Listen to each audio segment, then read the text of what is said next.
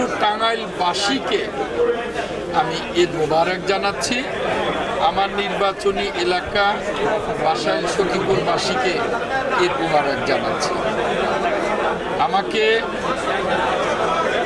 বাংলাদেশের প্রাণের নেতা, বাংলাদেশের প্রাণের মানুষ, মাননীয় প্রধানমন্ত্রী জনাব তারেক রহমান সাহেব আমাকে মন্ত্রণালয় দিয়েছেন, মন্ত্রিত্ব দিয়েছেন, মুক্তিযুদ্ধ বিষয়ক মন্ত্রণালয়ের দায়িত্ব দিয়েছেন। আমি মাননীয় প্রধানমন্ত্রী জনাব তারেক রহমানকে ধন্যবাদ জানাই, কৃতজ্ঞতা জানাই।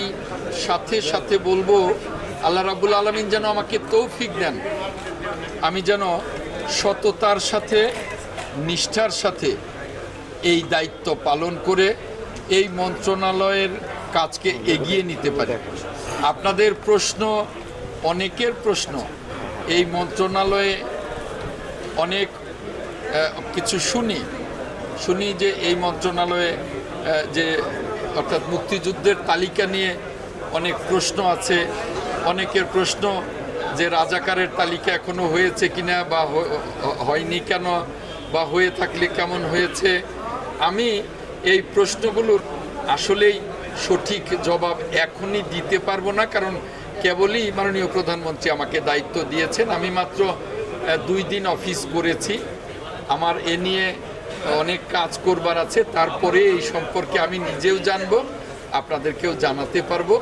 তবে আপনাদেরকে এটুকু জানাতে পারি যে মাননীয় প্রধানমন্ত্রী আমার উপরে যে বিশ্বাস এবং আস্থা রেখেছেন, আমি সমগ্র জাতির কাছে আমি এই জবাবদিহিতাটা করতে চাই যে মাননীয় প্রধানমন্ত্রীর আস্থা এবং বিশ্বাসের প্রতিফলন আমি বা প্রতিদান আমি দেব। আমি চেষ্টা করব এই মন্ত্রণালয়ের সকল কাজগুলোকে আমি নিষ্ঠার সাথে পালন করে জাতির প্রত্যাশা পূরণ করবার জন্যে, আমার টাঙ্গাইলবাসীর, আমার নির্বাচনী এলাকা বাসাইল সখীপুরবাসীর প্রত্যাশা পূরণ করবার জন্য। মুক্তিযোদ্ধা সংসদের অ্যাডহক কমিটির যে নির্বাচনটা করে পূর্ণাঙ্গ কমিটি গঠন, এই বিষয়গুলো আমাকে একটু সময় দিতে হবে।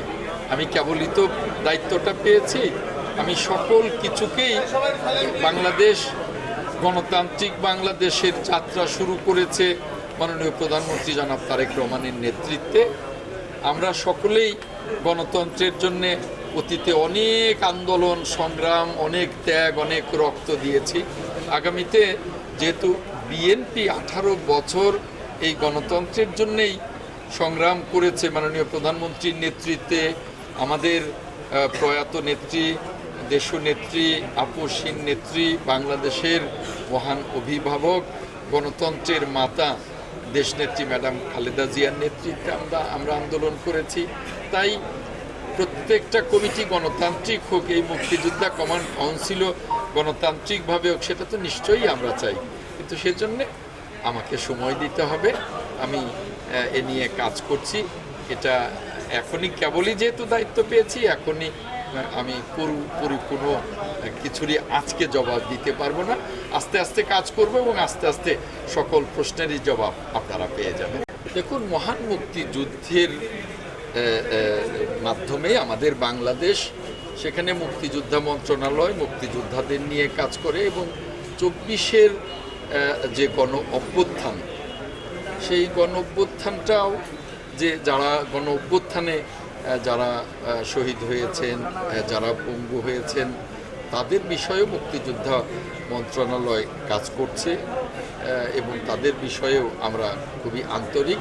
এটা নিয়েও আমরা কাজ করছি, কাজ করব এবং তাদের বিষয়েও আমরা আমাদের দেখভাল করবার দায়িত্ব কর্তব্য আছে। মন্ত্রণালয়ে কীভাবে আগামী দিনে সুষ্ঠুভাবে, সফলভাবে চালিত হবে, সেজন্যে আমরা পরিকল্পনা নিয়ে, ভবিষ্যৎ পরিকল্পনা একদিনেই তো সম্ভব না, ভবিষ্যৎ পরিকল্পনা কি হবে নিয়ে এবং স্বাধীনতা দিবস আগামী 26শে মার্চ, এটা নিয়ে আমাদের প্রস্তুতি চলছে। আশা করি যে আমরা একটা সফলভাবে আমাদের পরিকল্পনা মাফিকই জাতীয় এবং স্বাধীনতা দিবস আমরা পালন করব। ধন্যবাদ।